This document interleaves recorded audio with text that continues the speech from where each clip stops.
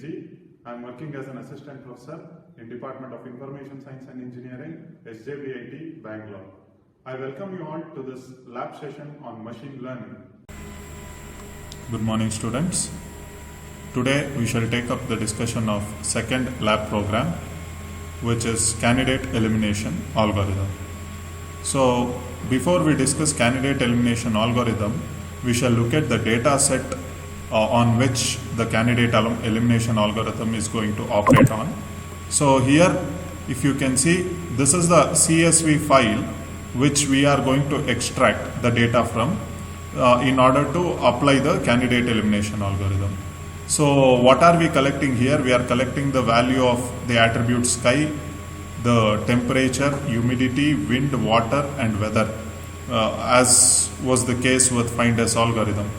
And with all this, what are we trying to predict? We are trying to predict a hypothesis space which will tell us when a person is going to enjoy sport. That is, which values, if the attributes are given with, a person is going to enjoy the sport. So now resuming with our discussion. So here if you see, here the data set has been extracted from that CSV file.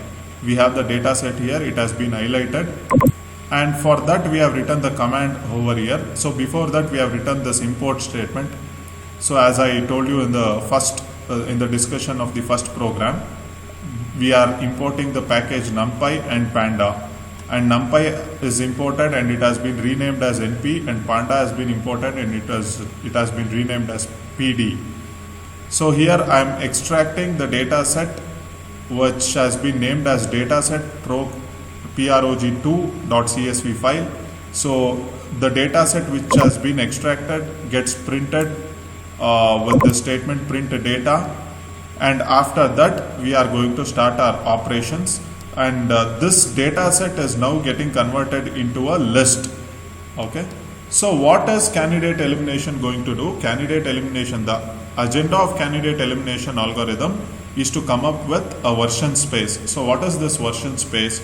Out of all the hypotheses which you have, we are going to select subset of hypotheses which will help you in finding out if a person enjoys the sport or not. So what are we going to do here in order to derive the version space? So the same old technique, that is, we are going to look at the target concept value, and if it is a yes, we perform a different action, and if it is a no, we perform a different action. What did we do in the find S algorithm? If it was no, we discarded it. That is, if it was a negative example, we discarded it. But here we don't discard a negative example, instead we perform a different action. What is it?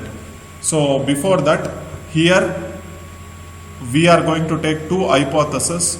One is the specific hypothesis and the other one is the general hypothesis. In the specific hypothesis, I am going to initialize all the values to the specific values, and in the general hypothesis, I am going to initialize all the values to the general values. So to begin with, the very first example of mine is a positive example. So whenever it is a positive example, I should take the specific hypothesis and I should compare each of the values of my target example, which is a positive example, and if it is found to be more general, I should replace that general value to the specific hypothesis. So I am going to do that. See, if target concept is equal to S, I have to do that activity here. It has been highlighted here. And then what if it is a negative example? What should I do if it is a negative example? If the target concept is a negative example, then instead of updating the specific hypothesis, I'll update my general hypothesis. So how will I update my general hypothesis? See, when I am updating my general hypothesis, I'll be taking the most specific hypothesis into consideration, and I'll do the comparison of that with the negative example. And if I find any attribute to be having same value, that is the attribute value of my most specific hypothesis and the attribute value of the negative example, if they are found to be same, then I will create an individual instance of the same in my general hypothesis. Okay, so that is what we are doing here in this part of the code. So after all this, finally I am going to print my specific hypothesis as well as the general hypothesis. So in the output I am going to have this part as my final output.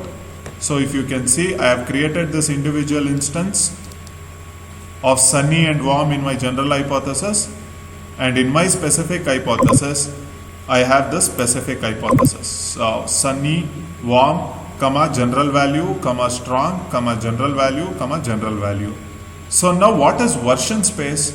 So version space is nothing but I take this specific hypothesis and I take this general hypothesis, and any values that fall in between this specific and general hypothesis will make up my specific hypothesis.